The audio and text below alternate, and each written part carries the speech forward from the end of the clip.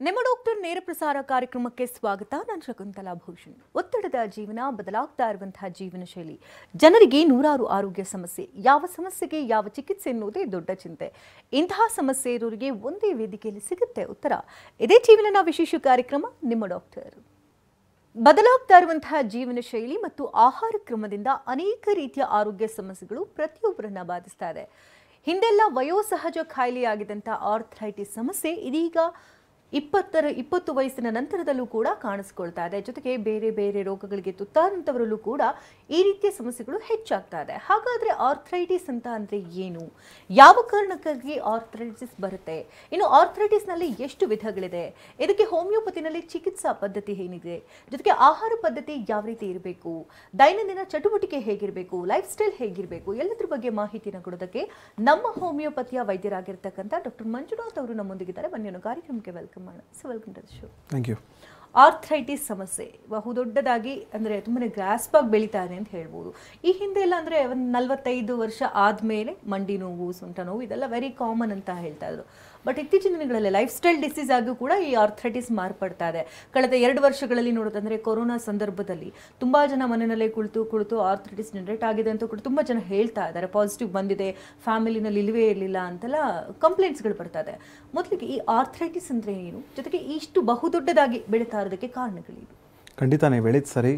ಇವತ್ತಿನ ಒಂದು ದಿನಗಳಲ್ಲಿ ಬಹಳನೇ ಒಂದು ದೊಡ್ಡದಾಗಿ ಹರಡ್ತಾ ಇರುವಂಥ, ಬೆಳೀತಾ ಇರುವಂಥ ಒಂದು ಕಂಡೀಷನ್ಸಲ್ಲಿ ಅಥವಾ ಏಲ್ಮೆಂಟ್ಸಲ್ಲಿ ಅಥವಾ ಕಾಯಿಲೆಗಳಲ್ಲಿ ಆರ್ಥರೈಟಿಸ್ ಕೂಡ ಭಾಳ ಒಂದು ದೊಡ್ಡ ಪಾತ್ರ ವಹಿಸುತ್ತೆ.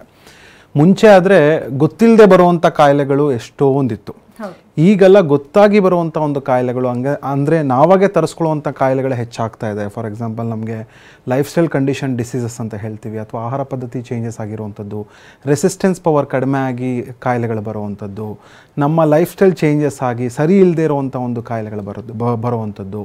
ಸೊ ಅದರಲ್ಲಿ ಆರ್ಥರೈಟಿಸ್ ಕೂಡ ಹೆಚ್ಚಾಗಿ ಕಾಣಿಸ್ಕೊಳ್ತಾ ಇರುವಂಥ ಒಂದು ಕಂಡೀಷನ್ ಅಂತಲೇ ಹೇಳ್ಬೋದಾಗತ್ತೆ. ಆರ್ಥರೈಟಿಸನ್ನೇ ನಾವು ಕನ್ನಡದಲ್ಲಿ ಸಂಧಿವಾತ ಅಂತ ಹೇಳಿ ಕರಿತೇವೆ.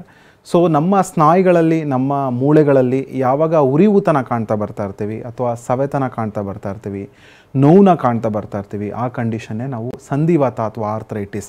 ಸೊ ಎಲ್ಲ ಮೂಳೆಗಳ ನೋವು ಆರ್ಥರೈಟಿಸ್ ಇರೋದಿಲ್ಲ, ನಾನಾ ಥರದ ಕಾರಣಗಳಿರುತ್ತೆ. ಅದಕ್ಕೆ ನಾವು ಅದನ್ನು ಡಿಫ್ರೆನ್ಸಿಯೇಷನ್ ಮಾಡ್ತೀವಿ ಲೊಕೇಶನ್ ವೈಸ್ ಆಗಿ, ಅಥವಾ ಕಾರಣಗಳ ಬೇಸ್ಡ್ ಮೇಲೆ ನಾವು ಅದನ್ನು ವಿಂಗಡಣೆ ಮಾಡ್ಬೋದಾಗತ್ತೆ. ಬಟ್ ನಮ್ಮ ದೇಹದಲ್ಲಿ, ಮನುಷ್ಯನ ಒಂದು ದೇಹದಲ್ಲಿ 206 ಮೂಳೆಗಳಿದ್ದಾವೆ. ಅದೇ ರೀತಿ 360 ಜಾಯಿಂಟ್ ಅಂದರೆ ಸಂಧಿಗಳಿದ್ದಾವೆ.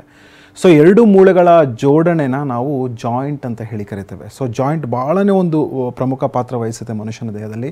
ಯಾಕಂದರೆ ನಾವು ಬಗ್ಬೇಕಾಗತ್ತೆ, ಎದೊಳ್ಬೇಕಾಗತ್ತೆ, ಮಡ್ಚಬೇಕಾಗತ್ತೆ, ಕೆಲಸ ಮಾಡಬೇಕಾಗತ್ತೆ.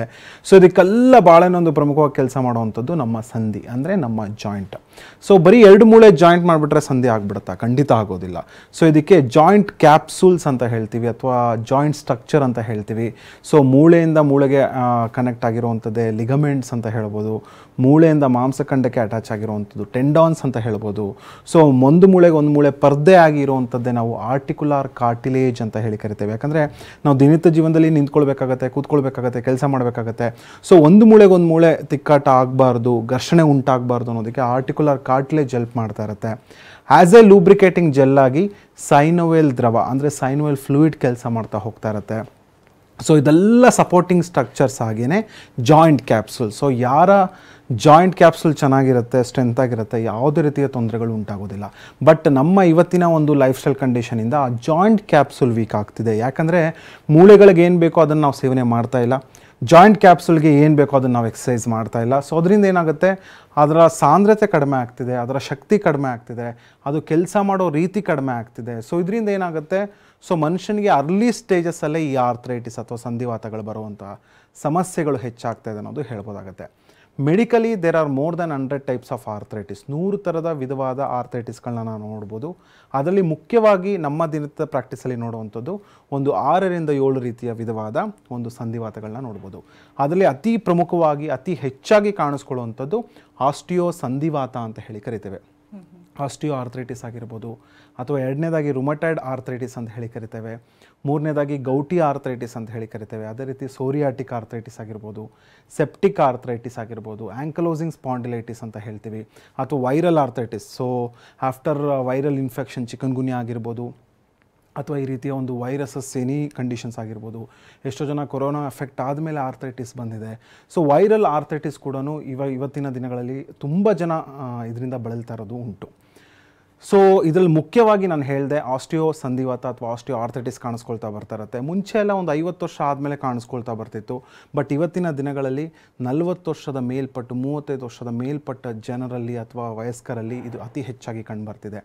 ಸೊ ಇದು ಅತಿ ಹೆಚ್ಚಾಗಿ ನಮ್ಮ ತೂಕ ಯಾವ ಮೂಳೆ ಹೊರುತ್ತೆ, ಫಾರ್ ಎಕ್ಸಾಂಪಲ್ ಮಂಡಿಯ ಮೂಳೆ ಆಗಿರ್ಬೋದು, ನೀ ಜಾಯಿಂಟ್ ಅಂತ ಹೇಳಿ ಕರಿತೇವೆ, ಅಥವಾ ಸೊಂಟದ ಮೂಳೆ ಆಗಿರ್ಬೋದು, ಹಿಪ್ ಜಾಯಿಂಟ್ ಅಂತ ಹೇಳಿ ಕರಿತೇವೆ. ಸೊ ಇಲ್ಲಿ ಅತಿ ಹೆಚ್ಚಾಗಿ ಭಾರ ಹೊರೋದ್ರಿಂದ, ಭಾರ ಕೆಲಸ ಮಾಡೋದ್ರಿಂದ ಇದು ಕಾಣಿಸ್ಕೊಳ್ಳುವಂಥದ್ದು. ಸೊ ಎರಡು ಮೂಳೆಗಳ ಮಧ್ಯೆ ನಾನು ಹೇಳಿದೆ ಒಂದು ಪರ್ದೆ ಆಗಿ ಆರ್ಟಿಕ್ಯುಲರ್ ಕಾರ್ಟಿಲೇಜ್ ಇರುತ್ತೆ ಅಂತ. ಸೊ ಆರ್ಟಿಕ್ಯುಲರ್ ಕಾರ್ಟಿಲೇಜಲ್ಲಿ ಒಂದು ಪ್ರೋಟೀನ್ ಕಂಟೆಂಟ್ ಇರುತ್ತೆ, ಅದನ್ನು ನಾವು ಮೆಡಿಕಲಿ ಪ್ರೋಟಿಯೋಗ್ಲೈಕನ್ ಅಂತ ಹೇಳಿ ಕರಿತೇವೆ. ಸೊ ಯಾವ ಒಂದು ಮನುಷ್ಯನ ಜಾಯಿಂಟಿನ ಆರ್ಟಿಕ್ಯುಲರ್ ಕಾರ್ಟಿಲೇಜಲ್ಲಿ ಆ ಪ್ರೋಟೀನ್ ಕಂಟೆಂಟ್ ಕಡಿಮೆ ಆಗುತ್ತೆ, ಪ್ರೋಟಿಯೋಗ್ಲೈಕನ್ ಕಡಿಮೆ ಆಗುತ್ತೆ. ಸೊ ಆಗ ಅದರ ಕಾರ್ಟಿಲೇಜಿನ ಶಕ್ತಿ ಒಂದು ಕುಗ್ಗುತ್ತೆ, ಕಡಿಮೆ ಆಗುತ್ತೆ. ಸೊ ಅದರಿಂದ ನಿಂತ್ಕೊಂಡಾಗ, ಅಥವಾ ಭಾರತ ಒಂದು ಕೃಷಿ ಪ್ರಧಾನ ದೇಶ, ನಿಂತ್ಕೊಂಡು ಕೆಲಸ ಮಾಡುವಂಥದ್ದು ಹೆಚ್ಚು, ಅಥವಾ ಒಂದೇ ಸಮ ಕೂತ್ಕೊಂಡು ಕೆಲಸ ಮಾಡುವಂಥದ್ದು ಹೆಚ್ಚು, ಮೆಟ್ಲತ್ತಿ ಕೆಲಸ ಮಾಡುವಂಥದ್ದು ಹೆಚ್ಚು. ಎಷ್ಟೋ ಜನ ಅದು ಕೂಡ ಈ ಆಕ್ಯುಪೇಷನಲ್ಲಿ ಇರ್ತಾರೆ. ಸೊ ಅವಾಗ ಭಾರ ಹೆಚ್ಚಾದಾಗ ಏನಾಗುತ್ತೆ, ಆರ್ಟಿಕ್ಯುಲರ್ ಕಾರ್ಟಿಲೇಜಿನ ಒಂದು ಪರ್ದೆ ಏನಿರುತ್ತೆ ಸೊ ಅದು ಸವಿತಾ ಬರುತ್ತೆ. ಸೊ ಅದು ಗ್ರ್ಯಾಜುವಲ್ ಆಗಿ ಏನಾಗುತ್ತೆ, ಪೇಯ್ನ್ ಸ್ಟಾರ್ಟ್ ಆಗೋಕ್ಕೆ ಬರುತ್ತೆ. ಸೊ ಸ್ವಲ್ಪ ಹೊತ್ತು ನಡೆದ್ರೆ ನನಗೆ ನೋವು ಸ್ಟಾರ್ಟ್ ಆಗಿಬಿಡುತ್ತೆ, ಡಾಕ್ಟರ್ ರೆಸ್ಟ್ ತೊಗೊಂಡ್ರೆ ಕಡಿಮೆ ಆಗುತ್ತೆ. ಸೊ ಏನೋ ಒಂಥರ ನಡೀತಿದ್ರೆ ಕ್ರಿಪಿಟಸ್ ಅಂತ ಹೇಳ್ತೀವಿ, ಸೌಂಡ್ ಬರ್ತಾ ಹೋಗ್ತಾ ಇರುತ್ತೆ. ಎರಡು ಮೂಳೆಗಳ ಘರ್ಷಣೆ ಉಂಟಾದರೆ ಸೌಂಡ್ ಬರುತ್ತೆ. ಸೊ ಈ ರೀತಿಯ ಒಂದು ಕ್ರಿಪಿಟಸ್ ಬರುವಂಥದ್ದು, ನೋವು ಉಂಟಾಗುವಂಥದ್ದು, ಸ್ವೆಲ್ಲಿಂಗ್ ಆಗುವಂಥದ್ದು, ರೆಡ್ನೆಸ್ ಆಗುವಂಥದ್ದು, ಇದೆಲ್ಲ ನಾವು ಆಸ್ಟಿಯೋ ಆರ್ಥ್ರೈಟಿಸಿನ ಒಂದು ಲಕ್ಷಣ ಅಂತ ಹೇಳ್ಬೋದಾಗತ್ತೆ. ಅದೇ ರೀತಿ ಎರಡನೇದಾಗಿ ಕಾಣಿಸ್ಕೊಳ್ಳುವಂಥದ್ದೇ ರುಮಟಾಯ್ಡ್ ಆರ್ಥ್ರೈಟಿಸ್. ಸೊ ತುಂಬ ಜನಕ್ಕೆ ಇದು ಗೊತ್ತಿಲ್ಲ ರುಮಟಾಯ್ಡ್ ಅಂದರೆ ಏನು ಅಂತ. ಸೊ ರುಮಟಾಯ್ಡ್ ಆರ್ಥ್ರೈಟಿಸ್ ಅನ್ನೋದು ಒಂದು ಆಟೋ ಇಮ್ಯೂನ್ ಕಂಡೀಷನ್ ಅಂತ ಹೇಳ್ತೀವಿ, ಅಥವಾ ಆಟೋ ಇಮ್ಯೂನ್ ಡಿಸೀಸ್ ಅಂತ ಹೇಳ್ತೀವಿ. ಇದರ ಎಕ್ಸ್ಪ್ಲನೇಷನ್ ಕೊಡಬೇಕು ಅಂತ ಹೇಳಿದ್ರೆ, ಪ್ರತಿಯೊಬ್ಬರ ಮನುಷ್ಯನ ದೇಹದಲ್ಲಿ ರೋಗ ನಿರೋಧಕ ಶಕ್ತಿ ಅಂದರೆ ರೆಸಿಸ್ಟೆನ್ಸ್ ಪವರ್ ಇರುತ್ತೆ. ಈ ರೋಗ ನಿರೋಧಕ ಶಕ್ತಿ ನಮ್ಮ ಕಣಗಳು ಅಥವಾ ನಮ್ಮ ಕಾರ್ಟಿಲೇಜ್ ಏನೇ ಒಂದು ಅದು ಪ್ರೊಟೆಕ್ಟಿವ್ ಆಗಿ ಕೆಲಸ ಮಾಡಬೇಕು. ಸೊ ಈ ರೀತಿ ಒಂದು ಆಟೋಮ್ಯೂನ್ ಕಂಡೀಷನ್ಸಲ್ಲಿ ಏನಾಗುತ್ತೆ, ಅದು ಪ್ರೊಟೆಕ್ಟ್ ಮಾಡೋ ಬದಲು ಡೆಸ್ಟ್ರಾಯ್ ಮಾಡ್ತಾ ಹೋಗ್ತಾ ಇರುತ್ತೆ. ಸೊ ನಮ್ಮ ಕಣಗಳನ್ನ ಡೆಸ್ಟ್ರಾಯ್ ಮಾಡ್ತಾ ಹೋಗ್ತಾ ಇರುತ್ತೆ, ನಮ್ಮ ಕಾರ್ಟಿಲೇಜ್ನ ಡೆಸ್ಟ್ರಾಯ್ ಮಾಡ್ತಾ ಹೋಗ್ತಾ ಇರುತ್ತೆ, ನಮ್ಮ ಜಾಯಿಂಟ್ ಕ್ಯಾಪ್ಸುಲ್ನ ಡೆಸ್ಟ್ರಾಯ್ ಮಾಡ್ತಾ ಹೋಗ್ತಾ ಇರುತ್ತೆ. ಸೊ ಇದರಿಂದ ರುಮಟಾಯ್ಡ್ ಆರ್ಥ್ರೈಟಿಸಿನ ಒಂದು ಲಕ್ಷಣಗಳು ಸ್ಟಾರ್ಟ್ ಆಗುತ್ತೆ. ಸೊ ಯಾವಾಗ ಆಸ್ಟಿಯೋ ಆರ್ಥ್ರೈಟಿಸ್ 40 ವರ್ಷದ ಮೇಲ್ಪಟ್ಟು ಬರುತ್ತೆ, ಸೊ ಈ ರುಮಟಾಯ್ಡ್ ಆರ್ಥ್ರೈಟಿಸ್ಗೆ ಯಾವುದೇ ರೀತಿಯ ವಯಸ್ಸಿನ ಇತಿಮಿತಿ ಇಲ್ಲ. ಒಂದು 10 ವರ್ಷದ ಮಕ್ಕಳಲ್ಲೂ ಬರ್ಬೋದು, 20 ವರ್ಷದ ಒಂದು ಹುಡುಗನಲ್ಲಿ ಬರ್ಬೋದು, 30 ವರ್ಷದ ಒಂದು ವಯಸ್ಕರಲ್ಲೂ ಕೂಡ ಬರ್ತಾ ಹೋಗ್ಬೋದಾಗುತ್ತೆ. ಇದಕ್ಕೆ ಮುಖ್ಯ ಕಾರಣ ನಮ್ಮ ಹೆರಿಡಿಟ್ರಿ ಅಂದರೆ ಆನುವಂಶಿಕತೆ.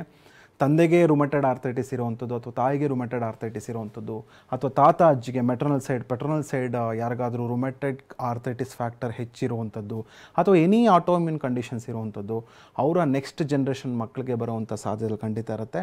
ಮತ್ತು ಮತ್ತೊಂದು ಕಾರಣ ರುಮಟಾಯ್ಡ್ ಆರ್ಥ್ರೈಟಿಸ್ ಬರೋದಕ್ಕೆ ಮಾನಸಿಕ ಒತ್ತಡ. ಸೊ ಇವತ್ತಿನ ಒಂದು ದಿನಗಳಲ್ಲಿ, ಇವತ್ತಿನ ಒಂದು ಜಗತ್ತಲ್ಲಿ ಟೆನ್ಷನ್ ಇಲ್ಲದೇ ಇರುವಂಥ ಒಂದು ವ್ಯಕ್ತಿ ಖಂಡಿತ ಇಲ್ಲ. ಒಂದು ಸಣ್ಣ ಮಗುವಿನಿಂದ ಹಿಡಿದು ಸಾಫ್ಟ್ವೇರ್ ಇಂಜಿನಿಯರ್ವರೆಗೂ ಒತ್ತಡ, ಟೆನ್ಷನ್, ಸ್ಟ್ರೆಸ್ ಅನ್ನೋದು ಖಂಡಿತ ಇರುತ್ತೆ. ಸೊ ಸ್ಟ್ರೆಸ್ನ ಯಾವಾಗ ಅದು ಡಿಸ್ಟ್ರೆಸ್ ಆಗ್ತಾ ಹೋಗ್ತಾ ಇರುತ್ತೆ, ಮನುಷ್ಯನಿಗೆ ಆಟೋ ಇಮ್ಯುನಿಟಿ ಕಂಡೀಷನ್ ಬರುವಂಥ ಸಾಧ್ಯತೆ ಖಂಡಿತ ಇರುತ್ತೆ.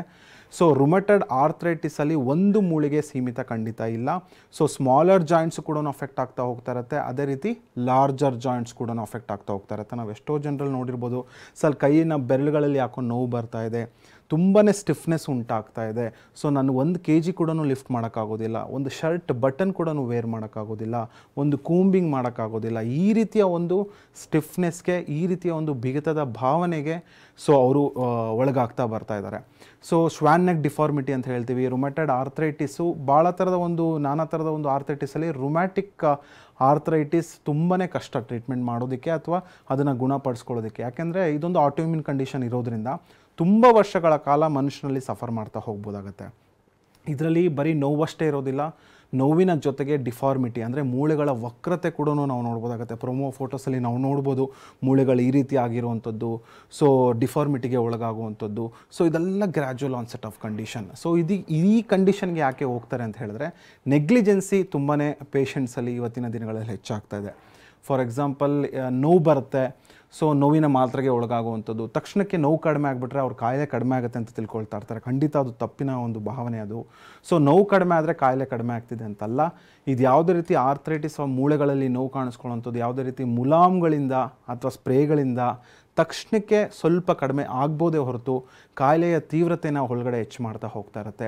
ಸೊ ಇದೆಲ್ಲ ಏನೇನು ಲಕ್ಷಣಗಳು ಹೇಳ್ತಾ ಹೋಗ್ತಾ ಇದ್ದೀನಿ. ಸೊ ಇದೆಲ್ಲ ಗ್ರ್ಯಾಜುವಲ್ ಆನ್ಸೆಟ್ ಆಫ್ ಕಂಡೀಷನ್. ಯಾರು ಕೂಡ ಒಂದು ದಿವಸದಲ್ಲಿ ನನಗೆ ರುಮಟೆಡ್ ಆರ್ಥ್ರೈಟಿಸ್ ಜಾಸ್ತಿ ಆಗೋಯ್ತು, ಒಂದು ದಿವಸದಲ್ಲಿ ನನಗೆ ಆಸ್ಟಿಯೋ ಆರ್ಥ್ರೈಟಿಸ್ ಜಾಸ್ತಿ ಆಗೋಯ್ತು ಅಂತ ಖಂಡಿತ ಬರೋದಿಲ್ಲ.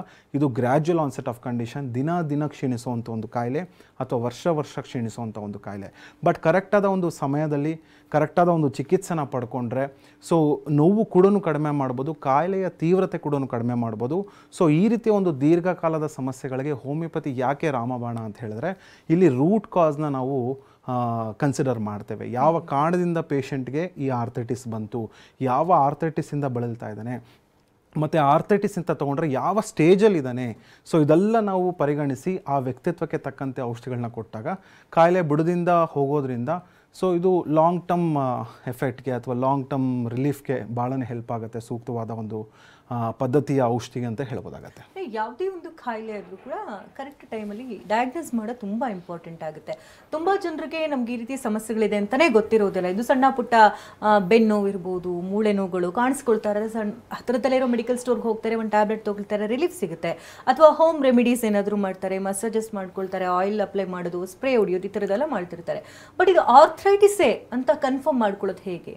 ಖಂಡಿತ ಭಾಳ ಒಳ್ಳೆ ಪ್ರಶ್ನೆ ಕೇಳಿದರೆ. ಬಿಕಾಸ್ ಎಷ್ಟೋ ಜನ ಸ್ಟಾರ್ಟಿಂಗಲ್ಲೇ ಸಿಂಪ್ಟಮ್ಸ್ ಬಂತು ಅಥವಾ ಲಕ್ಷಣಗಳು ಸ್ಟಾರ್ಟ್ ಆಯಿತು ಅಥವಾ ನೋವು ಸ್ಟಾರ್ಟ್ ಆಯಿತು ಅಂದರೆ ವೈದ್ಯರ ಹತ್ರ ಬರೋದಿಲ್ಲ. ಸ್ವಲ್ಪ ದಿನ ಏನು ಮಾಡ್ತಾರೆ, ಮನೆಯ ಔಷಧಿಯ ಮೂಲಕ ಅಥವಾ ನಾನಾ ಥರದ ಒಂದು ನ್ಯಾಚುರಲ್ ಥೆರಪೀಸ್ ಇದೆ, ಅಥವಾ ಏನೋ ಒಂದು ಮೆಡಿಕಲ್ ಶಾಪ್ಗೆ ಹೋಗಿ ನೋವಿನ ಮಾತ್ರೆ ತೊಗೊಳ್ಳುವಂಥದ್ದು. ಇವತ್ತಿನ ದಿನಗಳಲ್ಲಿ ಸೆಲ್ಫ್ ಮೆಡಿಕೇಟೆಡ್ ಪೀಪಲ್ ಜಾಸ್ತಿ ಆಗಿದ್ದಾರೆ. ಸೊ ಅಂದರೆ ಅವರಾಗೆ ಮಾತ್ರೆಗಳನ್ನ ಸೇವನೆ ಮಾಡುವಂಥದ್ದು, ಅಥವಾ ಯಾರಿಗೋ ಒಂದು ನೋವಿತ್ತು, ಅದು ನೋವು ಕಡಿಮೆ ಆಯಿತು. ಸೊ ಅದರಿಂದ ಏನಾಗ್ತಾ ಇದೆ, ಕಾಯಿಲೆಯ ತೀವ್ರತೆ ಹೆಚ್ಚಾಗ್ತಿದೆ. ಸೊ ಅವರ ಮಾತ್ರೆಗಳು ಸಹ ಯಾವಾಗ ಕೆಲಸ ಮಾಡೋದಿಲ್ಲ, ಆಗ ಅವ್ರಿಗೆ ವೈದ್ಯರು ನೆನಪಾಗ್ತಾ ಇದ್ದಾರೆ. ಸೊ ಆಗ ಬಂದಷ್ಟು ನಮಗೂ ಕೂಡ ಕಷ್ಟ ಆಗ್ತಾ ಬರುತ್ತೆ. ಯಾಕಂದರೆ ಸೊ ಕಾಯಿಲೆ ಇದು ಗ್ರ್ಯಾಜುವಲ್ ಆನ್ಸೆಟ್ ಆಫ್ ಕಂಡೀಷನ್ ಇರೋದ್ರಿಂದ ಎಷ್ಟೋ ಕಾಯಿಲೆಗಳು ತುಂಬ ವರ್ಷಗಳ ಕಾಲ ಟೈಮ್ ತೊಗೊಳುತ್ತೆ ಬೆಳೆಯೋದಕ್ಕೆ. ಅಷ್ಟು ಟೈಮ್ ಬಿಟ್ಬಿಟ್ಟಿರ್ತಾರೆ ಪೇಷಂಟ್ಸು. ಸೊ ಅಲ್ಲಿ ತನಕ ಬಿಡಬಾರ್ದು. ಯಾಕಂದರೆ ಇದು ದಿನ ಕ್ಷೀಣಿಸುವಂಥ ಒಂದು ಕಾಯಿಲೆ. ಸೊ ಏಜ್ ಆಗ್ತಾ ನಮ್ಮ ರೋಗ ನಿರೋಧಕ ಶಕ್ತಿ ಕಡಿಮೆ ಆಗುತ್ತೆ, ನಮ್ಮ ಸಸೆಪ್ಟಿಬಿಲಿಟಿ ಹೆಚ್ಚಾಗುತ್ತೆ. ಸೊ ಇದರಿಂದ ಏನಾಗುತ್ತೆ, ಕರೆಕ್ಟಾದ ಒಂದು ಸಮಯದಲ್ಲಿ ಡಯಾಗ್ನೋಸ್ ಮಾಡೋದು ಭಾಳ ಇಂಪಾರ್ಟೆಂಟು.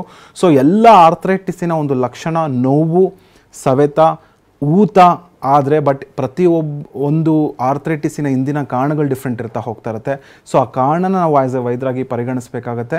ಸೊ ಯಾಕೆ ಬಂತು, ಯಾವ ಏಜಲ್ಲಿ ಬಂತು, ಹೆರಿಡಿಟ್ರಿ ಫ್ಯಾಕ್ಟರಿಂದ ಬಂತ, ಅವನ ಮೇಂಟೆನೆನ್ಸ್ ಕಾಸಸ್ಸಿಂದ ಬಂತ, ಅಥವಾ ಏನೋ ಒಂದು ಲೈಫ್ ಸ್ಟೈಲ್ ಕಂಡೀಷನಿಂದ ಬಂತ ಅಂತ ತಿಳ್ಕೊಂಡು ಆ ಕಾರಣನ ತೆಗೆಯುವಂಥದ್ದು ಇಂಪಾರ್ಟೆಂಟು. ಪ್ಯಾರಲಲ್ಲಿ ಅದರ ತಕ್ಕಂತೆ ಅದ್ರ ಸಂಬಂಧಪಟ್ಟ ಒಂದು ಔಷಧಿಗಳನ್ನ ಕೊಡುವಂಥದ್ದು ಕೂಡ ಬಹಳ ಮುಖ್ಯ ಅಂತ ಹೇಳ್ಬೋದಾಗತ್ತೆ. ಈಗಾಗಲೇ ಒಬ್ರು ಕಾಲರ್ ಕೂಡ ರೆಡಿ ಇದ್ದಾರೆ. ಬೆಂಗಳೂರಿಂದ ಗಂಗೂಬಾಯಿ ಕರೆ ಮಾಡಿದ್ದಾರೆ. ನಮಸ್ತೆ ಗಂಗೂಬಾಯಿ ಅವರೇ.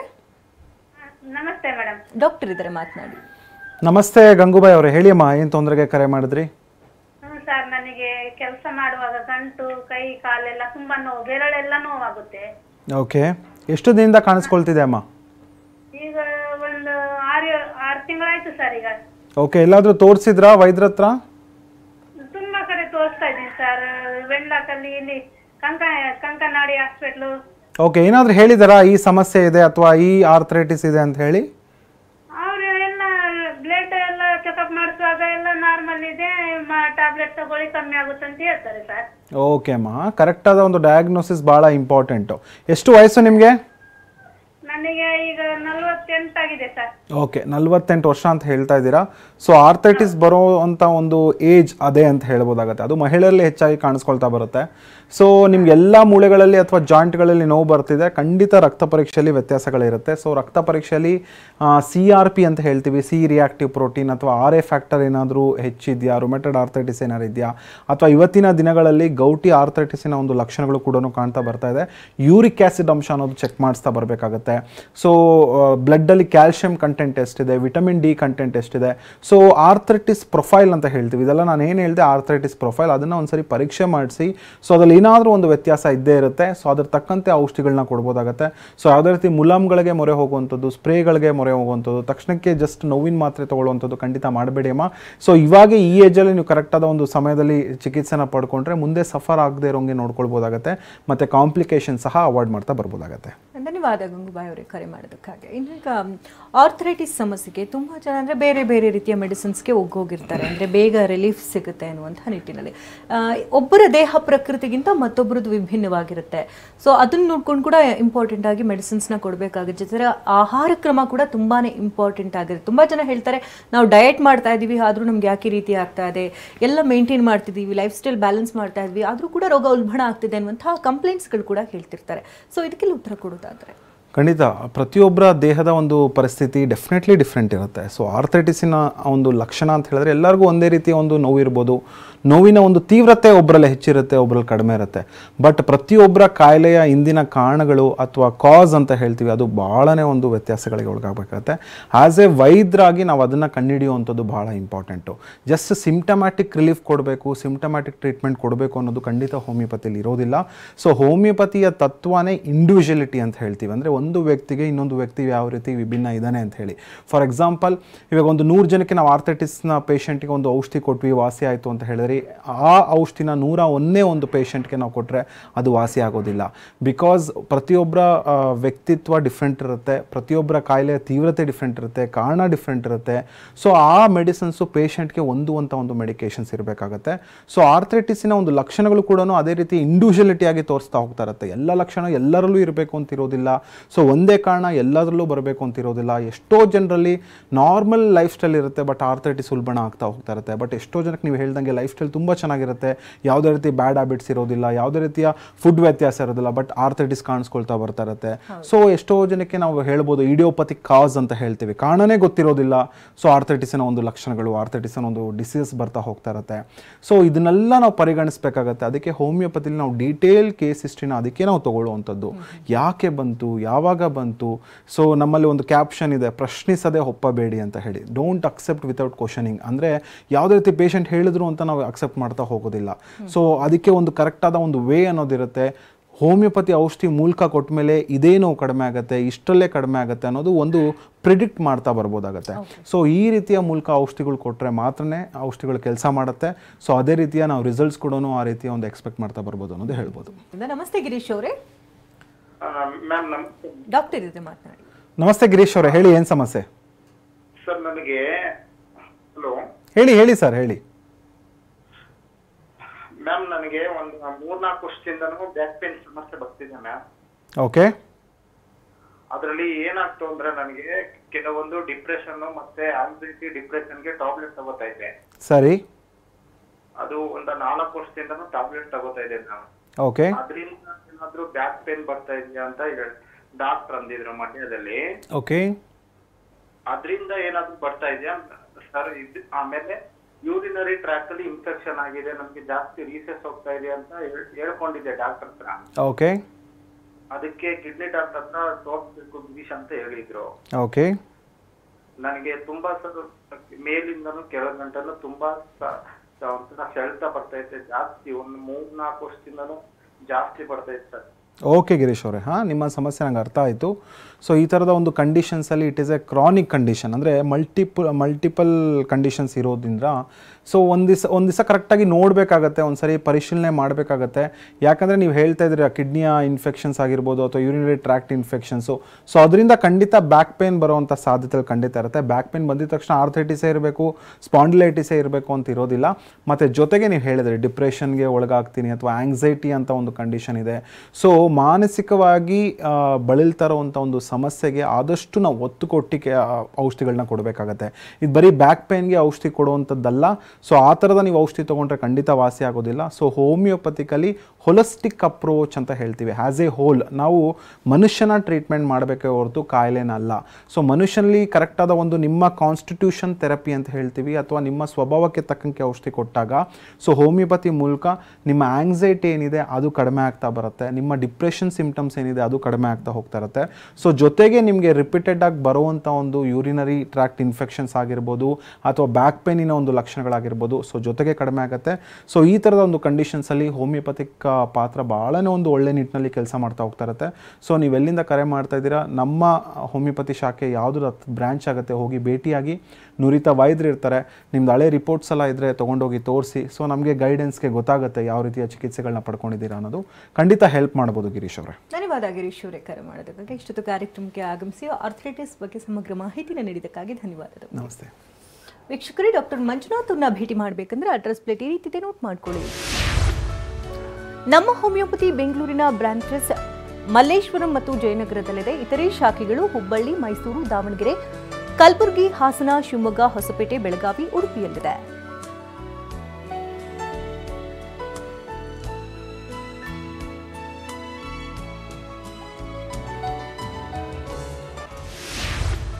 ಹಾಗೆ ಮಹಾರಾಷ್ಟ್ರ, ಮುಂಬೈ, ಪುಣೆ, ಸೋಲಾಪುರ, ಖೋಲಾಪುರ, ನಾಗ್ಪುರ, ಔರಂಗಾಬಾದ್ ಹಾಗೂ ನಾಸಿಕ್ನಲ್ಲೂ ಕೂಡ ಬ್ರಾಂಚಸ್ಗಳಿದೆ.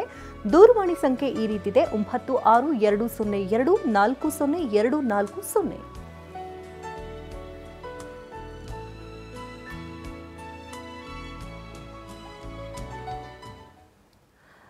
ಇದು ಈ ಹೊತ್ತಿನ ವಿಶೇಷ. ನಿಮ್ಮ ಡಾಕ್ಟರ್ ನಿರಂತರ ಸುದ್ದಿಗಾಗಿ ನೋಡ್ತಾರೆ TV9.